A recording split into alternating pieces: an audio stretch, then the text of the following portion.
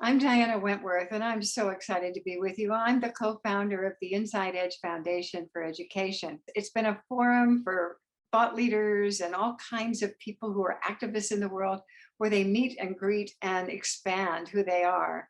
And we've been recording 1,500 of our past speakers. And we're going to take the very best of these and offer them on our YouTube channel. We're starting to post them weekly. So what you want to do is go to our YouTube channel and to subscribe to it, and you'll get all kinds of information about what we're offering. It's so thrilling to be offering this legacy to you now. It feels really good.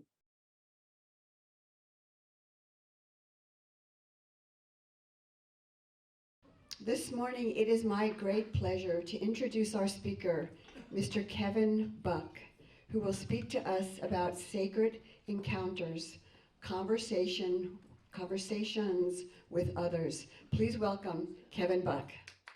What I want to do is I want to talk about mystery, I want to talk about sacred encounters, and then I want to talk about collaborative conversations. So mystery, God, Spirit, the divine. How many of you, show of hands, believe that you completely understand who God is? How many of you believe that God is a mystery? Okay, so. How many of you believe we're created in the image and likeness of God? Okay. So, we're a mystery too. Okay. So, you are an unrepeatable combination of God's gifts.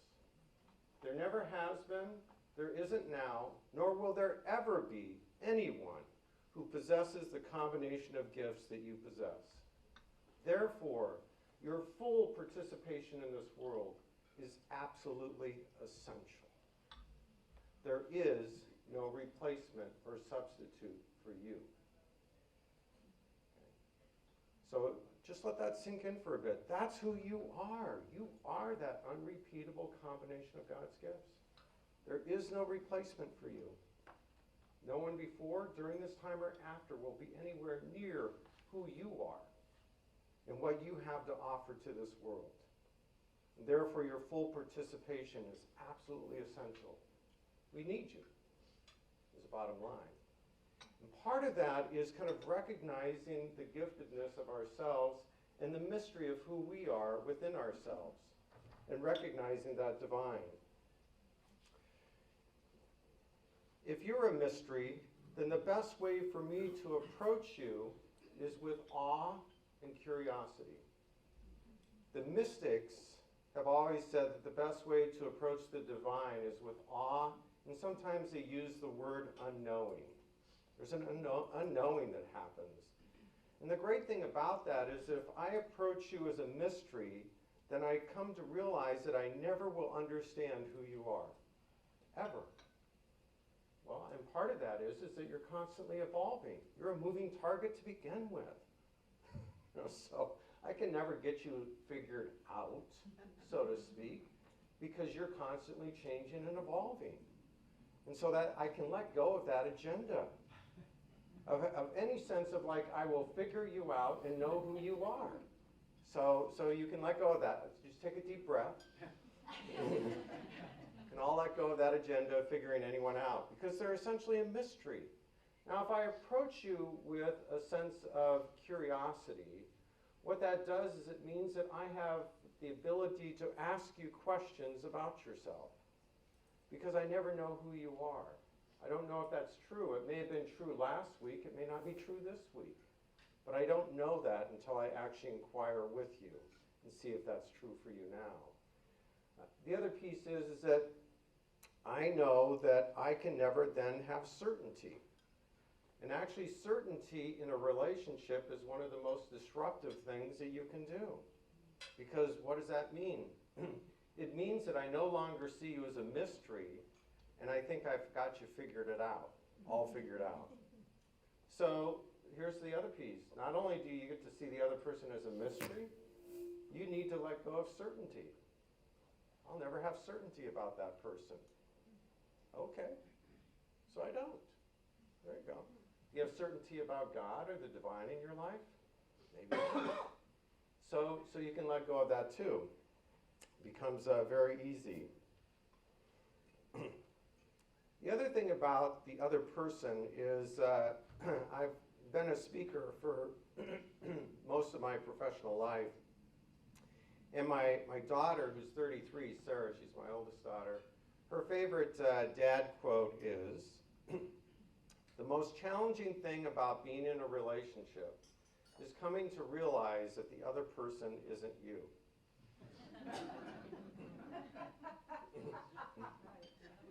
The most challenging thing about being in a relationship is coming to realize the other person isn't you. We are so self-referenced.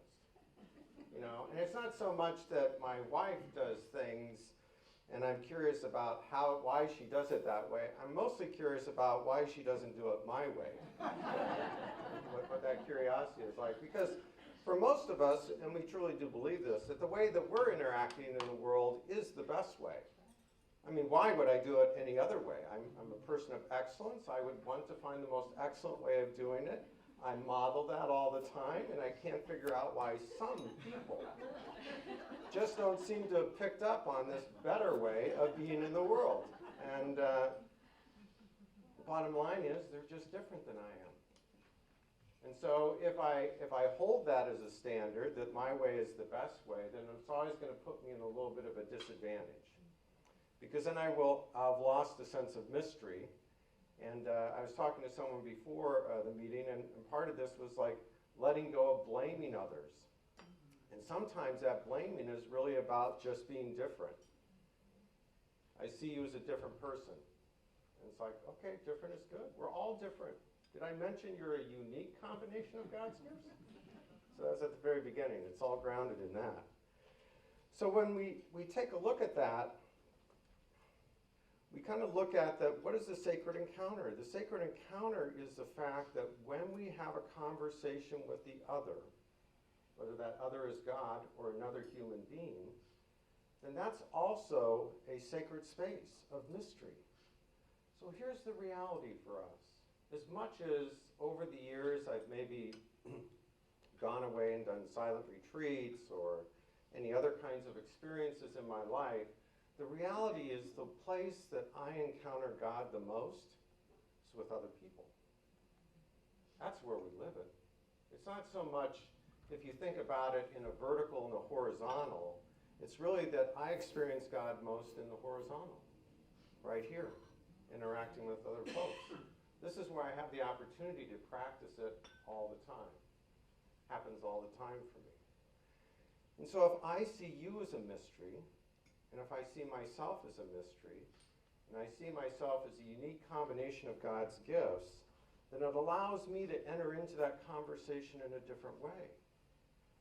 When I was a therapist, one of the things that I would try to pay attention to, and especially when I taught graduate school at Pepperdine for 12 years, and teaching therapists, is that when you bring someone into your presence, you have to ask yourself whether or not there's room for them. Have I created a space for you? Is there a place for you to be present with me? If I don't create that space within myself, and within my being, and within my heart, then you feel that lack of hospitality. There's a language about hospitality for the stranger. And so do I invite you into a space where you feel like it can be comfortable?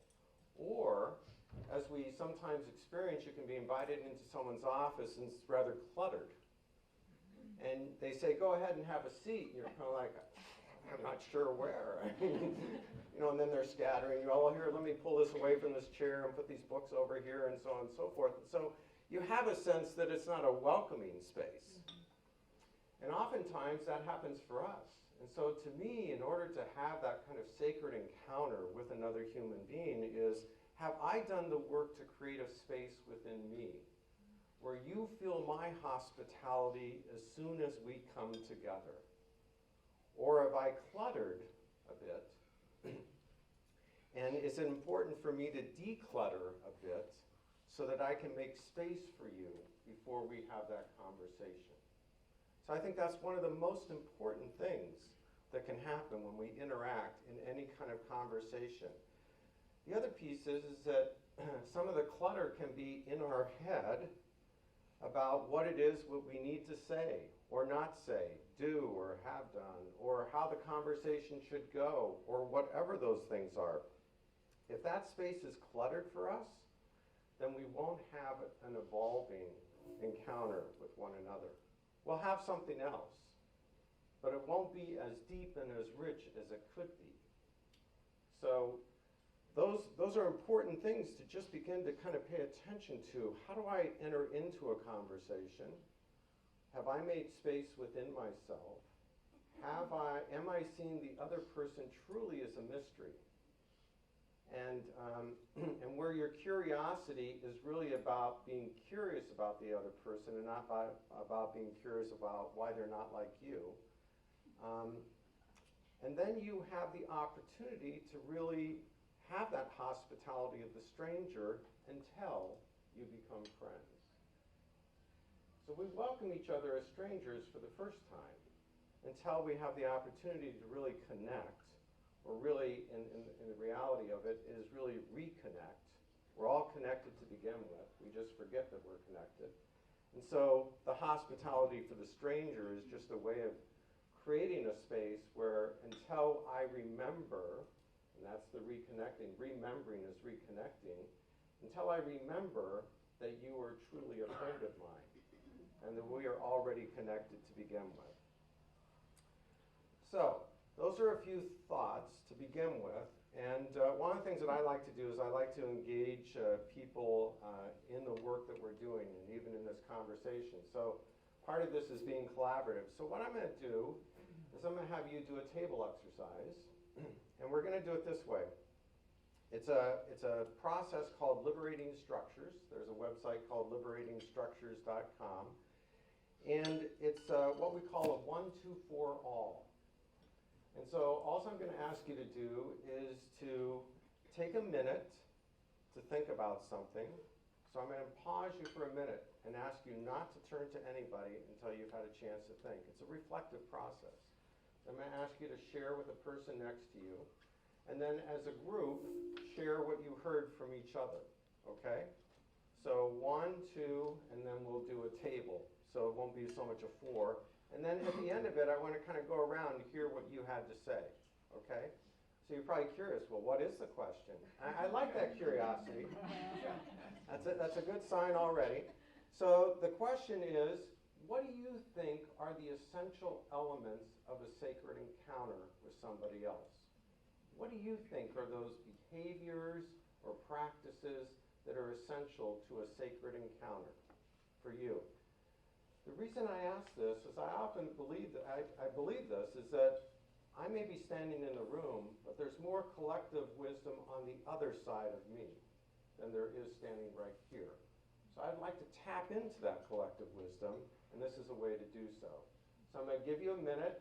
After a minute, I'm going to ring a chime. That's your sign to go to a 2. I'll give you about 2 or 3 minutes, and then you'll go to a table. Now ring another chime, bring it back, and we'll check in with the tables. Questions? 1 minute by yourself. Go. Reflective.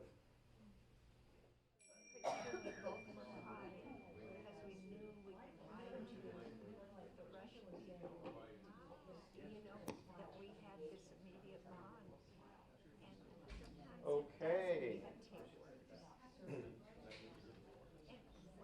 I should bring your attention back. So what about that collective wisdom at your table? Amazing. Okay, very good. So what I want to do is I just want to go around real quick, maybe one or 2 things that stuck out for you from your table. Anyone? Right here?